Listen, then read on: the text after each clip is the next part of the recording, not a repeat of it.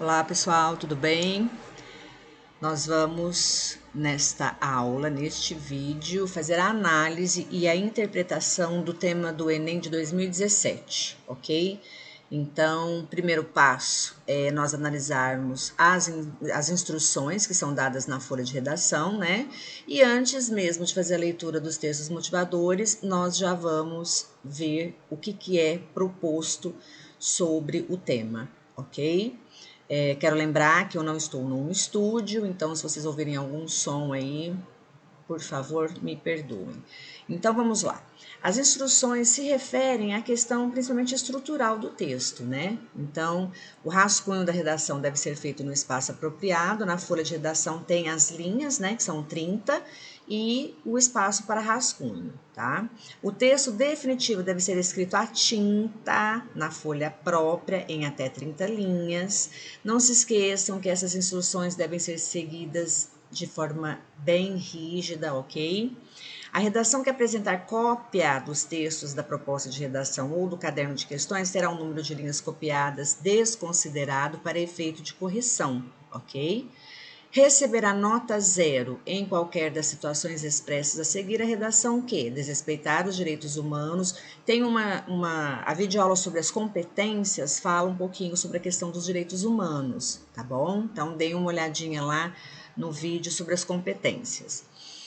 Se a redação também tiver até 7 linhas escritas, ela vai ser considerada redação com texto insuficiente, então vai receber nota 0 também. Então, aqui vocês têm que tomar cuidado em relação à orientação que foi dada aqui, né? Então, qualquer cópia, qualquer parte de texto, seja dos textos motivadores ou do caderno de questões, das disciplinas da prova em geral, que você copiar, elas serão desconsideradas. Então, se por acaso o candidato faz isso e aí após a desconsideração dessas linhas o texto ficar com apenas 7 linhas, ele também vai receber nota 0, tá? Se a redação apresentar fuga ao tema ou não atender ao tipo dissertativo ou argumentativo, também receberá nota 0. Nós temos aí também uma videoaula sobre o tipo dissertativo argumentativo, né?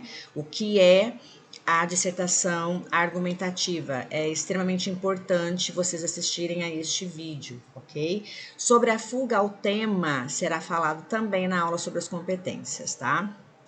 E se o texto apresentar parte desconectada de forma proposital, em relação ao tema, este texto também receberá nota 0, tá? Por incrível que pareça, algumas pessoas, por motivos aí desconhecidos, fazem algumas coisas estranhas, né? Escrevem partes do texto que não estão relacionadas de forma nenhuma com o tema, tá? Então, se isso acontecer, também será considerado nota 0.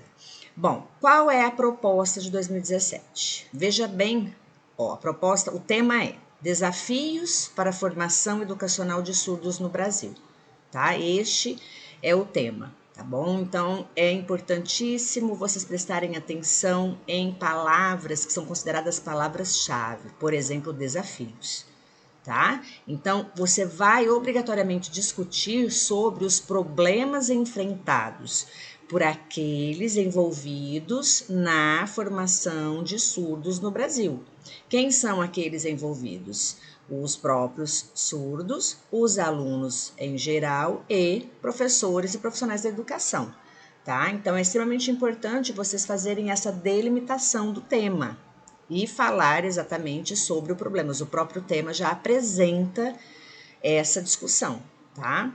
Bom, a partir da leitura dos textos motivadores e com base nos conhecimentos construídos ao longo de sua formação, redija texto dissertativo argumentativo em modalidade escrita formal da língua portuguesa sobre o tema Desafios para a Formação Educacional de Surdos no Brasil, apresentando proposta de intervenção que respeite os direitos humanos. Selecione, organize e relacione de forma coerente e coesa argumentos e fatos para a defesa de seu ponto de vista. Vocês vão perceber ao longo do curso que a proposta de redação ela é sempre a mesma. Basicamente, né, na verdade, essencialmente o que vai mudar é o tema, tá bom? Então, veja bem, Os textos motivadores têm o objetivo de apresentar discussões e pontos de vista em relação a este tema, mas vocês não devem se limitar a eles. Quem ganha, quem recebe nota 1000 na redação do Enem, é quem apresenta não só a relação feita, as relações, as perspectivas apresentadas nos textos motivadores, mas também relaciona tudo isso com aquilo que já conhece sobre o tema, ou seja, leitura e informação, ok?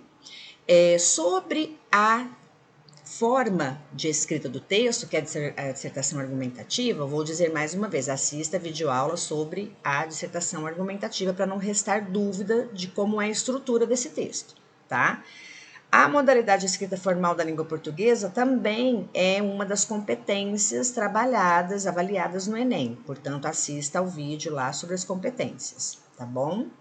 E aí, depois, aqui, ó, fala sobre a proposta de intervenção, que é a conclusão, né? A gente separa geralmente a proposta de intervenção para a conclusão dessa discussão. Então, os candidatos eles vão discutir os problemas, os desafios enfrentados por aqueles nesse processo de educação relacionada a surdos no Brasil e como isso é um problema, o ideal, então, é apresentar uma intervenção, é apresentar uma proposta de intervenção que possa minimizar os problemas apresentados ou até resolvê-los, tá? É importante lembrar que essa proposta de intervenção deve respeitar os direitos humanos, então é extremamente importante conhecer os direitos humanos, tá? Selecionar, organizar, relacionar os argumentos e os fatos que você conhece a respeito do tema de forma coerente e coesa, isso também faz parte de uma das competências lá apresentadas no vídeo, tá? No outro vídeo. Então, é interessante vocês também darem uma olhadinha lá por causa dessa competência, ok? Bom, ok. Então, já sei o que é que vai ser pedido, como eu devo ser feito, então eu vou passar os olhos agora pelos textos motivadores, tá? Então, nós temos aqui 4 textos, ok? Então, veja que o texto 1 é um capítulo, o capítulo 4 que está relacionado ao direito à educação. Então, nós temos aqui, ó, artigo 27 e artigo 28 a respeito disso, ou seja, nós estamos falando de texto da Constituição Federal. Aqui nós temos um gráfico que apresenta números relacionados a matrículas de surdos, tanto na educação básica quanto na educação especial. Aqui nós temos uma propaganda, né? Nós temos um texto verbal combinado com um texto não verbal, né? Aqui também no gráfico, no caso, seria o não verbal também as imagens. Aqui nós temos a imagem de um rapaz com óculos, a impressão, nós temos um aparelho auditivo aqui, tá? E aí uma propaganda a respeito do mercado de trabalho relacionado a surdos. E o último texto, o texto 4, que fala sobre a inclusão, né, o início, na verdade, do acesso à educação para surdos. Tá? Então, nós vamos analisar esses textos agora separadamente. Vamos lá, então. Capítulo 4 do Direito à Educação, artigo 27. A educação constitui direito da pessoa com deficiência, assegurado o sistema educacional inclusivo em todos os níveis e aprendizado ao longo de toda a vida, de forma a alcançar o máximo desenvolvimento possível de seus talentos e habilidades físicas, sensoriais, intelectuais e sociais, segundo suas características, interesses e necessidades de aprendizagem. Parágrafo único. É dever do Estado, da família, da comunidade escolar e da sociedade assegurar educação de qualidade à pessoa com deficiência, colocando-a a salvo de toda forma de violência, negligência e discriminação. O artigo 28. Incumbe ao poder público assegurar, criar, desenvolver, implementar, incentivar, acompanhar e avaliar. Oferta de educação bilíngue em Libras como primeira língua e na modalidade escrita da língua portuguesa como segunda língua, em escolas e classes bilíngues e em escolas inclusivas, oferta de ensino da Libras do sistema Braille de uso de recursos de tecnologia assistiva de forma a ampliar habilidades funcionais dos estudantes, promovendo sua autonomia e participação. Então, essa lei é a Lei 13.146, de 6 de julho de 2015. Então, vejam que é uma lei recente, né? relativamente recente, e ambos os artigos dizem respeito a deveres que, na prática, nós sabemos que não, infelizmente, não são tão obedecidos, né?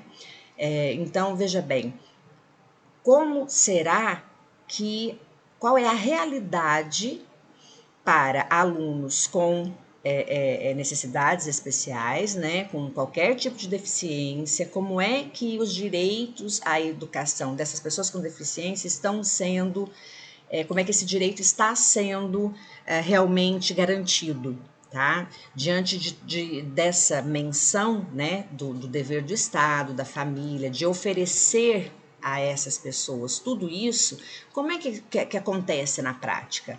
Então, essa é uma análise que você pode fazer, tá? Então, no momento da prova, você tem que pensar o seguinte: aquela informação dada pelo texto, para mim, é uma informação nova. O que é que eu sei além daquilo? Eu consigo relacionar aquela informação à realidade da qual eu participo, à realidade a qual eu tenho conhecimento.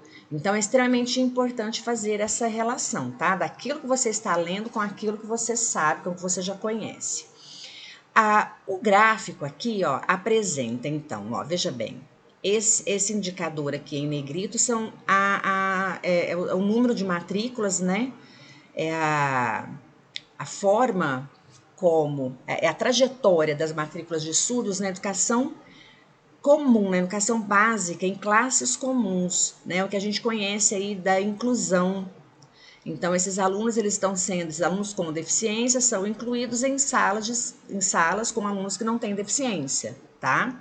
E aqui, essa trajetória aqui já fala sobre a matrícula de surdos em classes especiais, ou seja, em escolas. Elas são chamadas de exclusivas porque são escolas que recebem somente alunos com deficiência. Tá? Então vejam que, ó, de 2011 a 2016, em ambas as classes, nos dois tipos, houve uma queda no número de matrículas, com exceção de aqui, ó, em 2012, ó, de 2011 para 2012 houve um aumento de matrículas, mas depois também, ó, caiu. E olha só que interessante, nós lemos aqui que essa lei que garante o direito à educação, né, etc e tal, de pessoas com deficiência, ela é de 2015. Vejam que não houve, ó, a partir de 2015, não houve nas escolas com inclusão, né, um aumento. Na verdade, houve uma queda. Então, é outra interpretação que nós temos, é outro sentido que nós construímos aí a partir de um gráfico, tá? Eu tenho a legislação que garante determinados direitos, mas eu tenho aí um gráfico que me mostra que mesmo após a criação dessa lei, ainda continuou havendo queda, tá certo? E é interessante, se isso for mencionado no texto, nós não devemos nos esquecer que a proposta da redação é de 2017, mas o gráfico apresenta dados até 2016. Ou seja, em relação a 2017, os dados eram recentes, né? Mas em relação a agora, por exemplo, 2021, já não são recentes. Então, eu tenho que tomar muito cuidado quando eu vou falar de dados apresentados em gráficos, divulgados aí em anos anteriores, há mais de 5 anos, há mais de 4, enfim. O texto 3 apresenta então, olha, veja bem, sou surdo e pós-graduado em marketing. E na sua empresa, tem espaço para mim? Aí vem a frase, trabalho não tolera preconceito, valorize as diferenças. Então veja só como a forma como essa propaganda é feita, essa campanha, né? Ó, 3 de julho de 2017, tá? Veja bem, sou surdo e pós-graduado em marketing, ou seja, a pessoa com deficiência já possui aí um grau de formação, né, pós-graduação, ou seja, já está acima da média da grande maioria dos brasileiros que não tem formação em curso superior, tá? E aí vem uma pergunta, e na sua empresa, tem espaço para mim? Então, essa pergunta faz aquele, né, que está na posição de empreendedor, de empresário e etc., a pensar na situação. E aí, será que eu tenho espaço? E aí depois já vem uma outra frase dizendo o seguinte, olha, trabalho não tolera preconceito. Valorize as diferenças. Veja, olha, essa negação, trabalho não tolera preconceito. Ou seja, não há, não natural que haja preconceito no mercado de trabalho. Isso não deveria ser tolerado, né? E aí vem uma frase no imperativo dizendo, olha, faça isso, valorize as diferenças.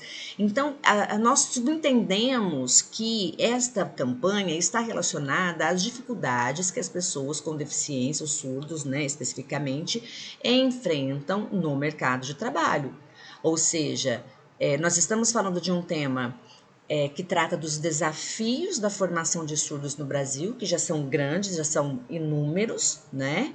E além disso, vem depois ainda, possivelmente, mais desafios no mercado de trabalho. Então vejam que os desafios no mercado de trabalho, eles não vão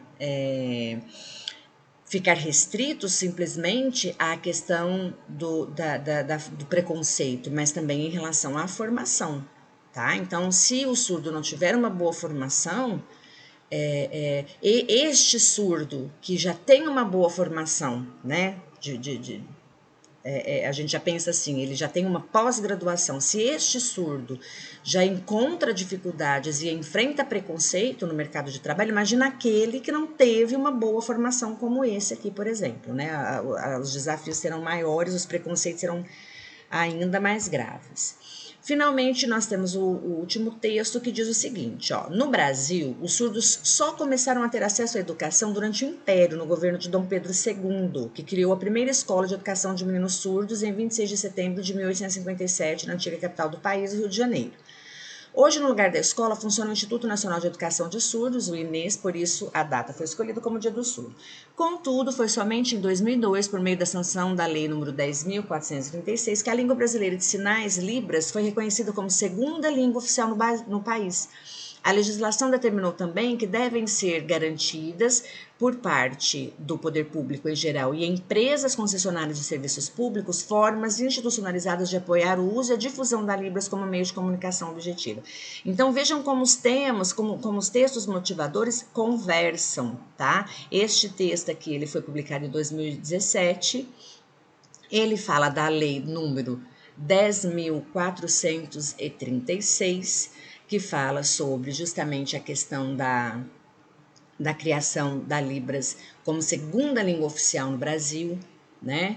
Então, isso é extremamente importante. Se Libras é a segunda língua oficial no país, como é que a realidade nas escolas, principalmente nas escolas de educação básica, como é que essa realidade acontece em relação, porque ainda há certos tipos de desafios na educação de surdos no Brasil, tá certo?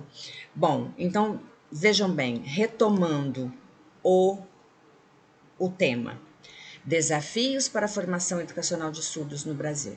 Vejam que nós lemos os textos, nós vimos, só retomando, tá? Nós vimos então que esses textos, eles apresentam leis criadas para garantir os direitos de pessoas com deficiência auditiva. Nós temos dados e números que, olha, veja bem, que né, não é que contradizem a lei, mas assim mostram que a realidade em relação à matrícula de surdos é uma realidade diferente daquela que seria perfeita, né? Perfeita no sentido de garantir aqueles direitos assegurados ali pela lei.